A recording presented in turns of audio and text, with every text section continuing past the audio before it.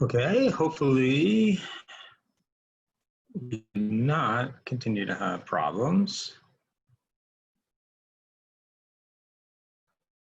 So hello everyone.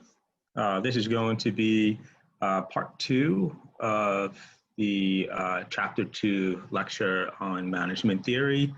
This is actually now the second time I'm recording this lecture. Hopefully it's more polished. So I've been having some technical issues. Hopefully these technical issues are resolved. So it is now Saturday that I am recording this. It will be uploaded today as well. Moving forward though, my goal is to have the lectures available, the recorded lectures available by Thursday. So this way you have access to them at least by the time we would have ordinarily had the live lecture. Okay, so let's get into it. On the agenda for today, I'm going to review what we covered in the first lecture. This topic contains a lot of information. I recognize this information is pretty dense. So I just want to do a review of it, highlight what I think is most important, and how all of this information actually applies to practice. So review that. We covered in the first lecture 3 historical viewpoints. So today we are going to add 3 more, what the textbook categorizes as contemporary viewpoints. Okay, so this chapter is on management theory, and I thought that a good place to start was to actually clarify what the meaning of theory is, because the word theory actually has many different meanings, and a colloquial understanding of the term theory is usually that it's meant to describe ideas or practices that are either untested or impractical. When you refer to something as only theoretical, this idea is only theoretical. Usually what's meant by that is that it's something that hasn't really been tested or it's impractical. That's not the meaning of the term used here. So here we are referring to actually the scientific use of the term theory, which is the opposite of that meaning, the colloquial meaning. So theory here is really, it reflects the best version of the truth that science has established. It ultimately explains and makes sense of all of the evidence that scientific methods have accumulated. And so, you know, theory, it's really sort of the end goal of the whole scientific process. So it's our best understanding of the world and the way things work within it. Now, as everyone knows, science had a massive revolutionary impact on society. And modernism is a term used to describe the historical period since that revolution. It's the period in history since the Enlightenment where society embraced the tenets of science. And some of the main tenets that modernism embraced and society embraced was this idea that there's an objective reality that exists independent of us, and that using the methods of science, we can know that reality accurately. And then what science has come to know is sort of organized and expressed in theory. And, you know, the basic idea is that there is this reality which is independent of us, which means that the reality that exists is experienced basically the same way by everyone. It's not like everyone is living in their own realities. We share a common reality, and using the methods of science, we can understand what that reality is, describe it accurately, and understand how it works. And so that pretty much summarizes the main ideas behind the modernist period. And you know, modernism and embracing science obviously had an enormous positive impact on society. We're living longer, we're living healthier, there's less violence, there's less war, there's less suffering. So we seem to be, there's more wealth, the technology is improved. So generally, we are, roughly speaking, on this sort of trajectory where we are improving the human condition. So it's been very beneficial. However, postmodern thinkers, and this has really been very recent, have begun to question some of those assumptions that modernism rests on. It's challenged them. And according to postmodern thinkers, they believe that the reality that we experience is actually shaped by the theories that we adopt. And the linguistic turn is part of this postmodern critique of some of the early tenets of scientific thinking. And it's this turn in social theory which suggests that theories are made up of words which actually further shape how we experience the reality that we experience. And one of the hypotheses that was developed during this or as a part of this linguistic turn is referred to as the Sapir-Whorf hypothesis. These are actually two linguistic researchers, and they questioned in this sort of postmodern spirit that maybe an objective reality that exists independent of us is not entirely accurate. They began to question whether the reality we experience is actually shaped by the words that we use. And so if we use different words, and obviously, and words are like the micro foundations of the theories and ideas that we adopt.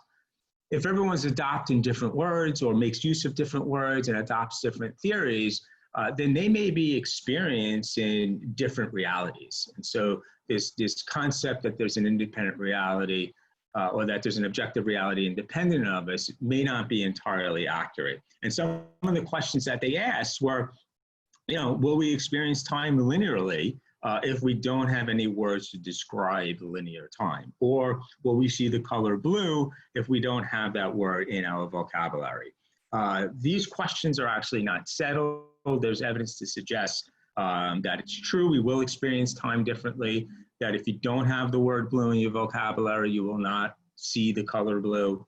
But as I mentioned in the prior class, the evidence is probably mounted on the side that words only influence our experience of reality rather than determine it. So I listed a bunch of implications from the postmodern critique of these, you know, early scientific tenets that modernism was built on. And I'll just go through them here, and I think that this sort of summarizes what these ideas are and what their implications are, how they are relevant to your practice as a manager. And these implications are that, so basically people live unique lives. During the course of their life, they develop a unique set of theories, and they do this regardless of whether they're scientists or not. Everyone develops their own sort of folk theories about how they think the world works. And so as a consequence, we experience the world differently. Adopting new theories will change how you think, It will change how you feel and ultimately change how you behave. As a side note, this is actually a powerful form. Adopting new ideas is a powerful form of personal development. Obviously, we're not going to be able to get into that much in this course. But because of this, what you want to do is you want to expose yourself to many theories, many different viewpoints. Because any one theory or viewpoint is only going to give you access to a narrow slice of what people experience, a narrow slice of reality. And so exposing yourself to many different theories will give you a much richer experience. The other thing that you want to keep in mind is that you want to understand how any new theory may, on the one hand, expand your understanding in some ways, but also limit them in other ways. And I'll illustrate that once we get into the historical viewpoints.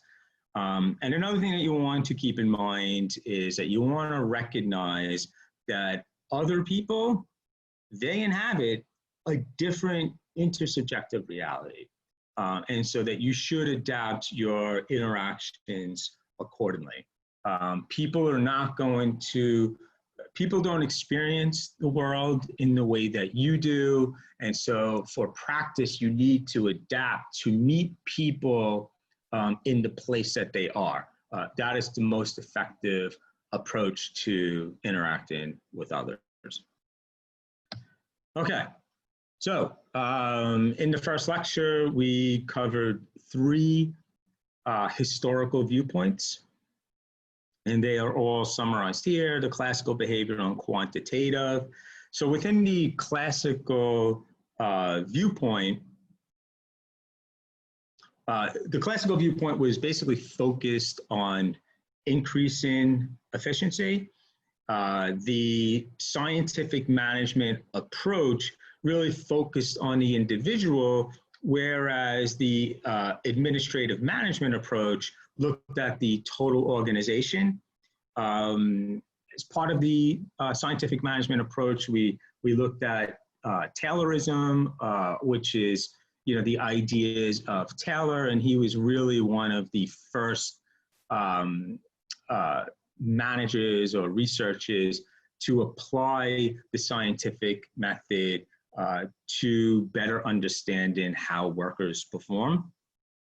And so he really sort of began this whole sort of modern approach to applying science to management. We talked about Weber and his bureaucracy, which is really just a technology that we can use in order to organize people so that they can be an effective organization in accomplishing goals. But yet, there is a problem potentially that may lead to. So Weber pointed out that this increasing reliance on rationalization and applying scientific methods to the way that we interact and work and get things done may result in science developing this sort of all-encompassing list of rules. And all we do as humans is just follow rules. So we completely lose our autonomy. And he thinks that is not good, that's sort of an inhumane existence. Now, the classical viewpoint, I think, is a good example of the way in which, and this is part of the postmodern critique and one of its implications, it's a good example of the ways in which science expands our understanding, right? And so what we found out through this is that, in particular with the motion studies conducted by Taylor, is that when you apply science, we can improve performance, right? It works, right? We can better understand the way people move, and we can adopt practices that improve how they ultimately perform. We can make them more efficient, less prone to injury, etc. So that's good, right? So it expands our understanding, but it also limits ourselves as well, because when we look at people and regard them as sort of machines by studying just their motion, we lose the sense that they are people, right? We treat them more like machines, and what we see is that the actual work conditions that these workers had to endure will really fit more for machines than human beings, right? They weren't great working conditions. They didn't cater to all of the other aspects of a human being, right? It just catered to their physical movements in the way a machine would. And so that was sort of a limiting factor. Now, theory has subsequently, addressed that, but this is part of sort of that postmodern idea that, any one theory is only going to give you access to a limited slice of reality. And so the behavioral viewpoint expanded on our understanding, started looking at these other aspects of humans, right? We're not just these biological machines that move, but we also feel. We have, we're emotional creatures, right? We also think, right? And we also behave in lots of different ways, and we're also social creatures. And so all of these other aspects of our humanity are going to impact ultimately how we perform and how we behave. And so if you want to maximize productivity and efficiency as a manager, if you want to get the most out of workers, you need to understand all of these other different aspects of them and understand, how ultimately they impact performance. And so the behavioral viewpoint begins to do that. They look at the social aspect of people. So Mayo's Hawthorne studies found that when leaders care about the workers that they work with, that improves performance. But not only do we need to understand workers and their psychology and how that sort of fits into its effects on performance, we also have to be mindful of the manager's psychology. And so part of the human relations movement, this idea was born of that how managers think about their workers is going to impact the way that they manage. And so there's a theory that explains this, theory X and theory Y, which says theory X managers, and basically this theory groups managers into two camps. The theory X camp are managers who sort of have a negative view of workers and believe that workers, that they're not really motivated. So you got to micromanage them, and you got to be strict with them. And theory Y managers, which have a more positive outlook on workers and believe that they are self-motivated, that they do want to do well, and it doesn't require these kind of micromanagement measures. The behavioral science approach is really a further development of looking at the full range of human experience and how it impacts performance. This is the most scientific of them, and it really adopts modern scientific methods. This is what you will find in university business school departments and social science departments, and it draws on the basic social sciences like psychology and sociology, anthropology, economics, to better understand people and organizations. And then the final viewpoint is the quantitative viewpoint, and this really just adds math to the scientific methods. This is to a large degree where social science is headed. It makes ever increasing use of mathematical and statistical techniques in scientific research studies. Management science uses math in improving decision-making, whereas in operations management, it's used to improve production efficiency. I mentioned or showed you the video of Elon Musk and how he used sort of this mathematical or engineering approach to better make his factories so that they make cars more quickly, which is a way of increasing productivity and increase in efficiency. So that sort of wraps up and summarizes the three historical viewpoints. And so the first row of viewpoints are the historical viewpoints that we just covered. We'll finish this chapter and this lecture by now. I will briefly sort of highlight and summarize what these three additional viewpoints are, what your textbook sort of categorizes as contemporary perspectives. And the first of them is the systems viewpoint. And the main idea here is that you want to look at your organization as a system of interrelated parts. And so in this diagram, you have inputs like, people, ideas, equipment.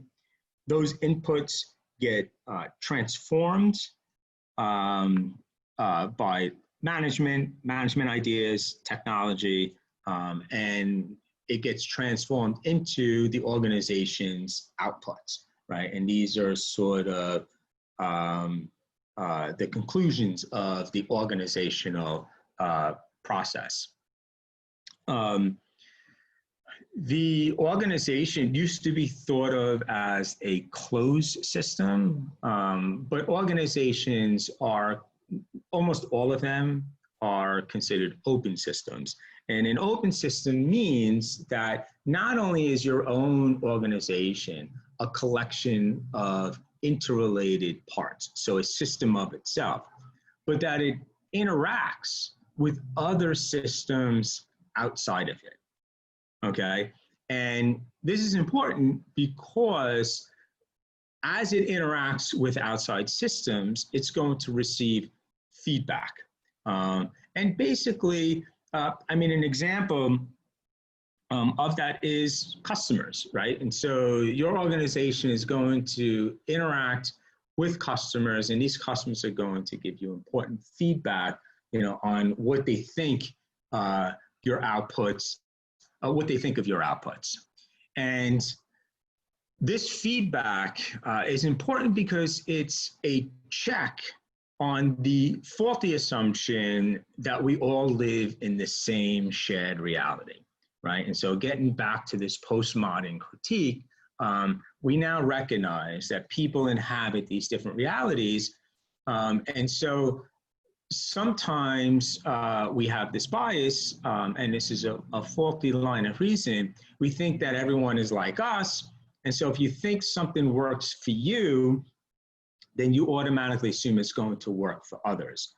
And this idea of an open system where you're receiving feedback from the world, from the external world, will be a check on that assumption, all right? And so not all of your ideas, which you think work well in your mind, are actually going to work well in practice, because although it may work well in your reality, the people that you're interact with are operating within different realities, and so the effect may not be the same on them as it is on you. And so that's a constant check, on that assumption.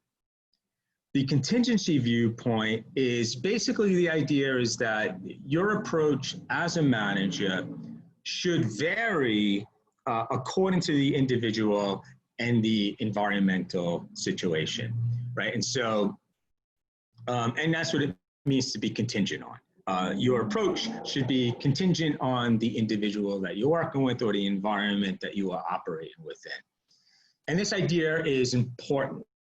And again, this stems from the postmodern critique that we all, that we actually don't inhabit the same reality, right? Since we don't all inhabit the same, independent, objective reality, there's not going to be one approach that works for everyone. right? And something that I would stress is that any approach that works for you won't necessarily work for others.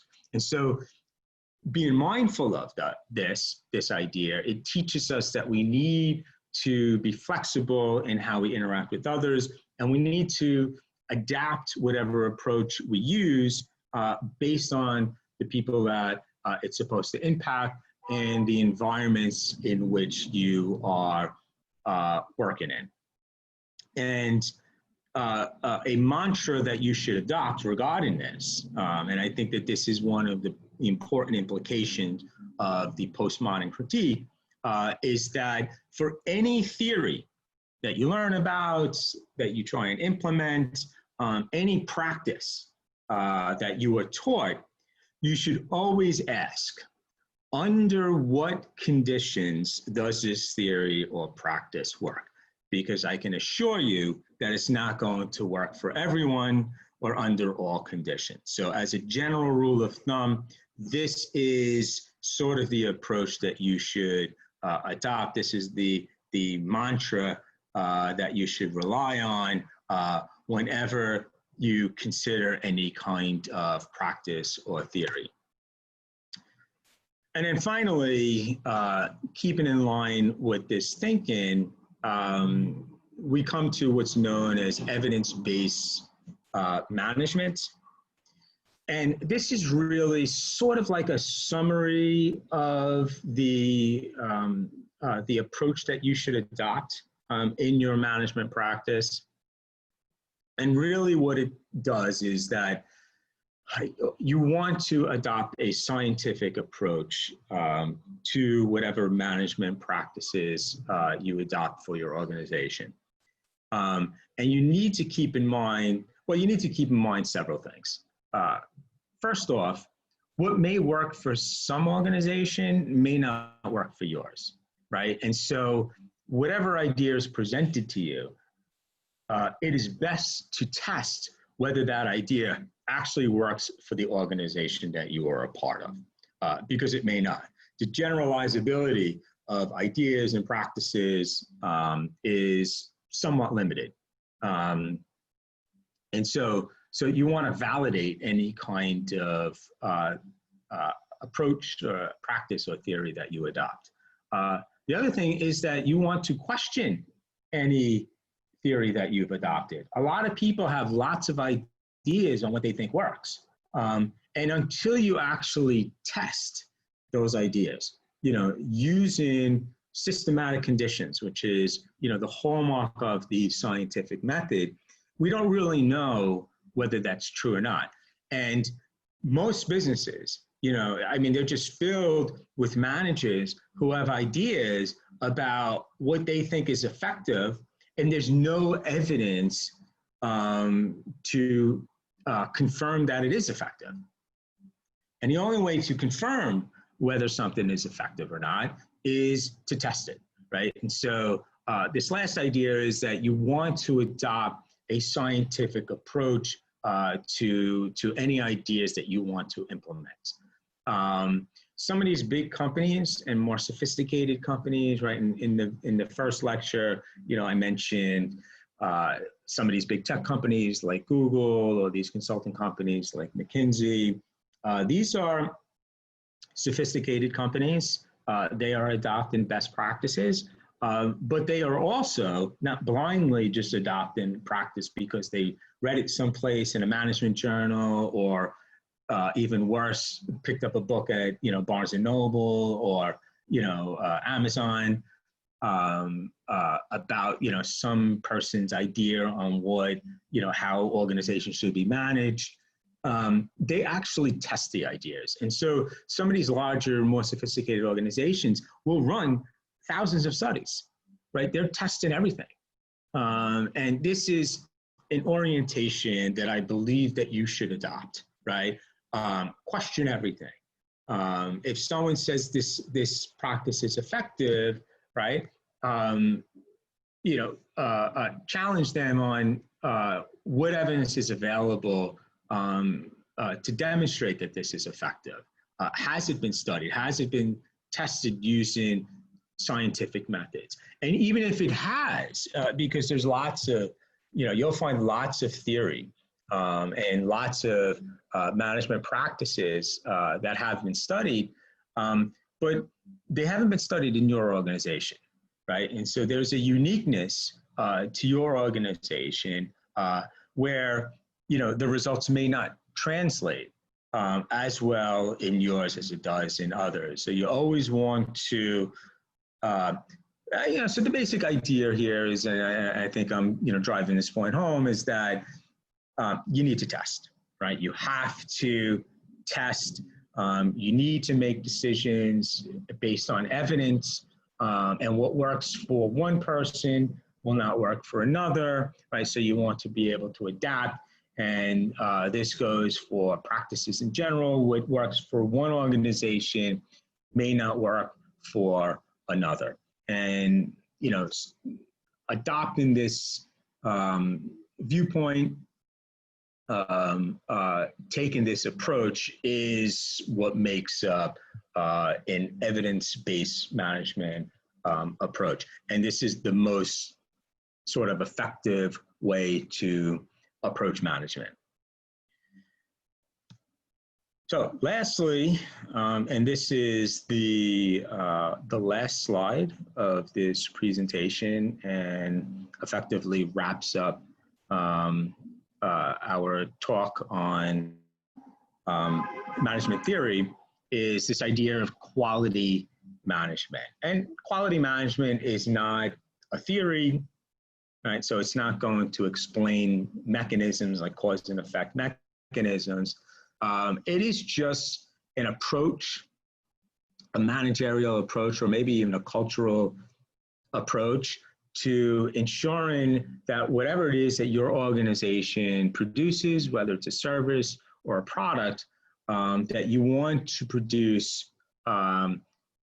goods and services, you want to produce end products that are of high quality. And you want to produce quality because quality is what your customers are going to expect. And when you don't deliver on quality, you're going to suffer the consequences of losing out on customers to your competitors who are more focused and better able to effectively deliver on quality. And so quality, just to be clear, we have a definition here. Quality is the ability of a product or service to meet customer needs.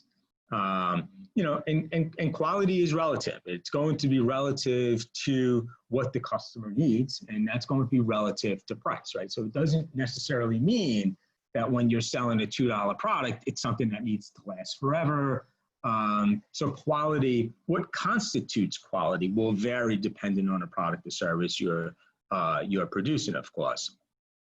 But you want to be mindful of what the customer is expecting. Clearly, when a customer is spending $5 on a product, their expectations are not quite the same as far as quality is concerned than when they are buying a $500 product, right? They expect higher quality with the $500 product. Quality control is the strategy your organization will adopt for minimizing errors at each stage of the production, because it's when you commit these errors that's when your quality will suffer, right? And so there's a focus by management to look at every step of the production process and see where errors might occur, and then to correct for those errors so that ultimately you are producing a higher quality output.